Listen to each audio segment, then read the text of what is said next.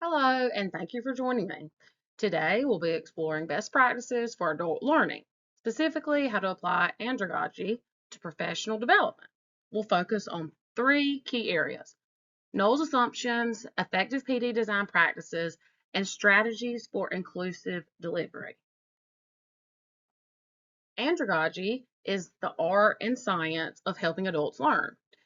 Malcolm Knowles argued that adult learners differ from children because they expect learning to be relevant, respectful, and immediately useful. Adults prefer autonomy and practical application. Their prior experience serves as a resource, and they are most engaged when learning solves real problems they face in their work. Knowles identified 5 key characteristics of adult learners. First, self concept. Adults are self directed. Second, experience. They bring valuable prior knowledge. Third, readiness to learn. They engage when content connects to their professional roles. Fourth, orientation to learning. They prefer problem centered learning they can apply immediately.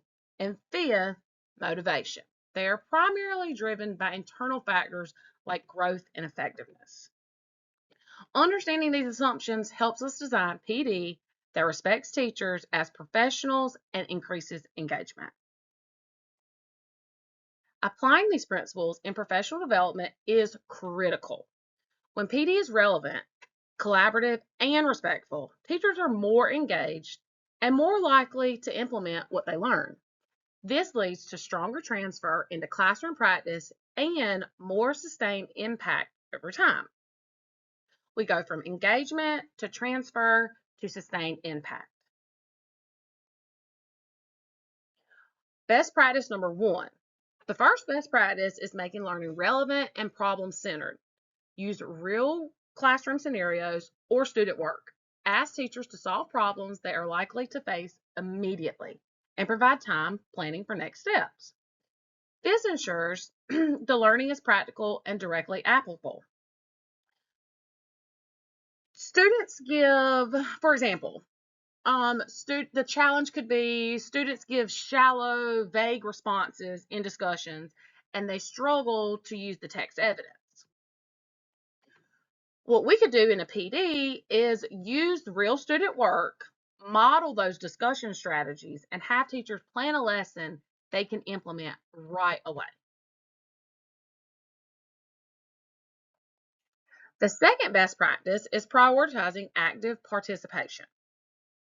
Instead of long lectures, use strategies like think, pair, share, case analysis, and collaborative planning. Adults learn best when they can be actively engaged, which is when they're talking, reflecting, applying ideas with others. The third best practice is providing choice and opportunities for self-direction. Offer options such as choice boards or differentiated tasks. This allows teachers to focus on what they need the most. This increases ownership, motivation, and relevance. It's also essential to consider how bias can impact the learning. Cultural, ethnic, and gender biases can influence whose perspectives are represented and who feels included or excluded. To reduce bias, use inclusive languages. Ensure diverse representation in examples, and structure participation so that all the voices are heard. Reflecting on our own assumptions as presenters is key to creating an inclusive environment.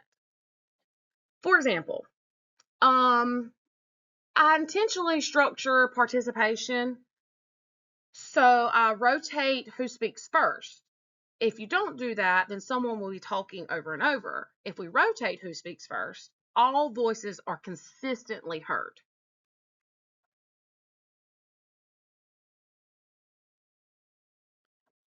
The key takeaways.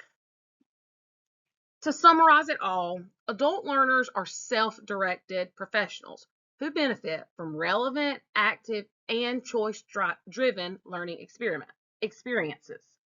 Effective PD is problem-centered, interactive, and inclusive.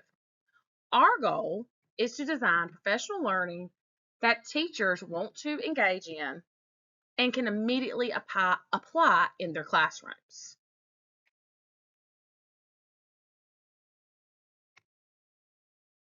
I thank you for listening and watching my presentation. I thank you for your time and commitment to improving our professional learning community. By applying any of these principles, you can create PD experiences that are meaningful, engaging, and impactful for all educators. Thank you.